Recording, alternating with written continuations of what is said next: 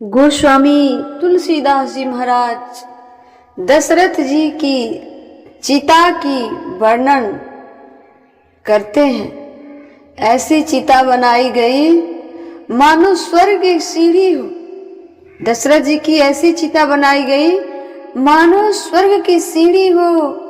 आग लगाई गई। भरत जी ने दशरथ जी का शरीर 5 तत्वों में मिल गया। भरत जी ने सारी उनकी क्रिया की। तेरे ही ब्राह्मणों का भोज, इतना दान पुण्य पिता के नाम से किया जो एक पुत्र को करना चाहिए। एक छोटा सा मैं भजन यहाँ निवेदन करूंगी, आप सब सुनिएगा ध्यान से, बड़ा ही सुंदर है। पल को परे परे दे परते ही ये हर नाते मिट जाते हैं। जितने ये रिश्ते नाते हैं कब तक हैं? जब तक ये पलके झपक रही है। जिस दिन ये झपकना बंद कर देगी उन सारे रिश्ते नाते छूट जाते हैं और रह जाती है तो मेरे भगवान से जो प्रेम होती है, जैसा प्रेम हमारा भगवान का होता है, वही एक भगवान का रिश्ता है जो नहीं छूटती है। तो पल को परे परे दे परते ही ये हर नाते मिट जाते हैं। ये प्रीति, ये नाते जब तलक ये आपके पलक पर पर्दे नहीं पड़ते तब तलक ये प्रीति नाता रिश्ता है। पर्दा पड़ा कि खत्म। पल को परे परे दे परते ही ये हर नाते मिट जाते हैं। और भगवान कहते हैं, हे अर्जुन, जिनकी चिता में तू जलता, भगवान कहते हैं, हे अर्जुन, जिनकी चिंता में तू जलता,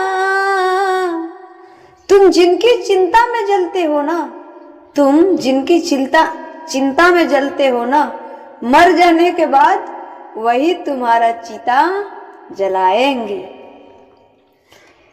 जिनकी चिंता में तू जलता, जिनकी चिंता में तू जलता, वही चिता जलाते हैं।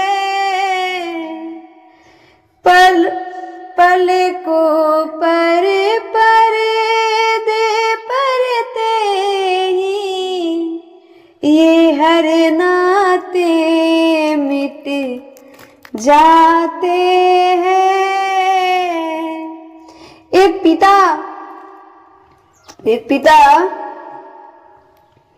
अपने पुत्र के चिंता में जलता रहता है। कितना दे, ये दे वो दे, बेटे के लिए ये कर दे वो कर दे। तो वही भगवान कहते हैं कि जिनकी चिंता में तू जलता, वही चिता जलाते हैं। जिन पर रखते ये तो, जिन पर रखते बहाए ये तो, जल सम जल सम जल में वही बहाते हैं, पले को परे परे दे परते ही, ये हर नाते मिटे जाते हैं। और मर जाने के बाद में आपके घर वाले क्या करते हैं? घर के स्वामी है, घर के मालिक है, घर के स्वामी के जाने पर भगवान श्री कृष्ण अर्जुन से कहते हैं, तुम युद्ध नहीं कर रहे हो, तुम युद्ध नहीं कर रहे हो, तुम तो कहते ये सब अपने हैं, तुम तो कहते कि ये सब अपने हैं, अपनों से कैसे युद्ध करें? मोह माया आपको नहीं छोड़ रहा है, जिसे तुम अपना कहते हो वही तुम्हारे साथ में क्या करते हैं? सुनो अर्जुन, घर के स्वामी के जाने पर, घर के स्वामी के जाने पर, सब घर का सुधी कराते हैं। तुम्हें अभिमान है कि मैं घर का मालिक हूँ, मैं इस धन का मालिक हूँ, मैं इस बंगले का मालिक हूँ, लेकिन तुम भूल गए कि जिस दिन चले जाओगे ना, तो तुम्हारे जाने के बाद इस घर को ये तुम्हारे रिश्तेदार, पिता बेटा सारे शुद्धि करवाते हैं। क्या करवाते हैं? शुद्धि करवाते हैं। तेरा ही होती है ना, पिंडदान किया जाता है, घर को शुद्ध कराया जाता है। इसलिए भगवान कहते हैं पिंडदान किस लिए कराया जाता है? अर्जुन, जिस व्यक्ति से इतना मोह माया करके रहता था, अर्जुन जिस व्यक्ति से इतना मोह माया करके रखता है, जिसके बिना आप एक पल भी नहीं रह पाते, उस व्यक्ति के जाने के बाद में आप क्या करते हो? क्या करते हो? तो घर के स्वामी के जाने पर, सब घर का सुधी कराते हैं। पिंडे दान करे प्रियतमा से, पिंडे दान करे प्रियतमा से, सब अपना पिंड छुड़ाते हैं। पले को परे परे दे परते ही, पले को परे परे दे परते ही, ये हर नाते मिटे जाते हैं। ये जितने रिश्ते नाते हैं कब तक है? जब तक ये पलक झपक रही है, पलक झपकना बंद कर दी, रिश्ते नाते खत्म, और उल्टा में तुम्हारा शरीर ही अशुद्ध हो गया, तुम ही अशुद्ध हो गए। तुम्हें हटाने के बाद, तुम्हें जलाने के बाद, जहाँ तुम्हें रखा गया था उस धरती को, उस जगह को भी शुद्ध किया जाता है। तो फिर क्यों अभिमान करते हो कि ये मेरा है, ये मेरा है?